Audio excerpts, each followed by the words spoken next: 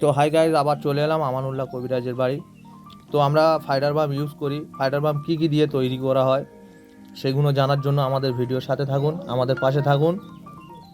আর কিভাবে মলম তৈরি করে কি কি দিয়ে এবং কি কাজ করে, কি কি কাজ করে, কিভাবে মলমটাকে ইউজ করতে হয় সেটা আমরা আজকের জেনে নেব দাদার কাছ থেকে।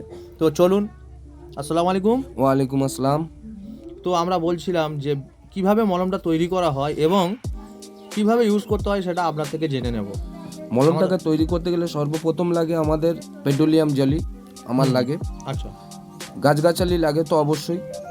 এর মধ্যে দেওয়া আছে গোল গাছের রস, এর মধ্যে দেওয়া আছে ইউক্যালিপটাস গাছের রস, এর মধ্যে দেওয়া আছে গোলমরিচের রস, এর মধ্যে দেওয়া আছে হাড়ভাঙা গাছের রস, এর মধ্যে দেওয়া আছে আকন্দ গাছের রস, এর মধ্যে দেওয়া আছে ম্যানথল, এর মধ্যে দেওয়া আছে যেমন একটা গাছের একটা কালার আছে, যেটা গাছের রসটা দিলে মানে কালারটা হয় মিট জস। একটা গাছের মিট জস আছে, সেটা দিলে এটা মোটামুটি কালার এসে যায়।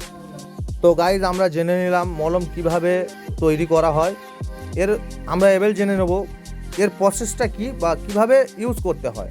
আমরা তো অনেকেই কিনি, তো ফাইটার বাম অনেকেই কিনি, কিভাবে ইউজ করতে হয় আমরা জানি না এবং সেটা আমরা জেনে নেব। তো দাদা, কিভাবে মলমটা ইউজ করতে হবে? মলমটা ইউজ করতে গেলে মাথার যন্ত্রণা যদি বা করে দুটো সাইডে, কপালের দুটো আগের সাইডে লাগিয়ে দিয়ে দুটো হালকা চোখের পাতা দিয়ে গন্ধটা শুঙে নেন, মাথার যন্ত্রণা একদম সেকেন্ডের মধ্যে গায়েব হয়ে যাবে। যেটি বা বলে দাঁতের যন্ত্রণা করছে, হালকা যদি বা দাঁতের যন্ত্রণা করে উপর থেকে এরকম দাঁতটা ধরে নিয়ে স্কিনের ওপর থেকে দাঁতটা ধরে উপর থেকে লাগিয়ে দাও, দাঁতের যন্ত্রণা শেষ হয়ে যাবে। যদি বা প্রচণ্ড যন্ত্রণা করে সহ্য সীমানার বাইরে, তখন এক ফোঁটা তুলোর মধ্যে দিয়ে দাঁতের মধ্যে চেপে দিয়ে বসিয়ে দেন, একদম কারেন্টের মতো যন্ত্রণা গায়েব হয়ে যাবে। যেটি বা বলেন দীর্ঘ পুরানো ব্যথায়, পুরানো ব্যথায় কোনো মালিশ চাপাচাপি হবে না। যে জায়গাটা মলমটা, যেখানে ব্যথা আছে মলমটা নিয়ে জবজবে করে লাগিয়ে দেওয়া কাজ, কোনো মালিশ চাপাচাপি না হয়, কোনো দলাদলির কোনো ব্যাপার নেই, খালি হালকা করে লাগিয়ে দিতে হবে।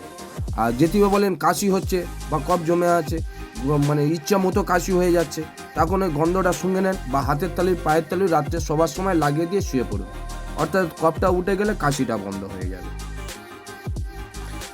যদি বা শিশু বাচ্চার কফ জমে থাকে, তাহলে ওই বাচ্চাটা যদি বা 4 দিনের বাচ্চার বুকে কফ জমে গেছে, তাহলে এক কাজ করবেন, অল্প পরিমাণ মলমটা নিয়ে সর্ষের তেলের সাথে ফেটে হাতের তালু পায়ের তালু লাগিয়ে দিয়ে বাচ্চাটাকে একটা রাত গরমের মধ্যে শুইয়ে দিয়ে পরের দিন সকালবেলা ওই শিশু বাচ্চাটা পায়খানা করবে, পায়খানার ধার দিয়ে কফটা লাগবে যাবে।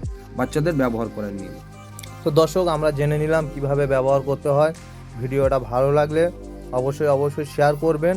আর নেক্সট ভিডিও পাওয়ার জন্য আমাদের চ্যানেলটাকে সাবস্ক্রাইব করবেন এবং কমেন্টে জানাবেন।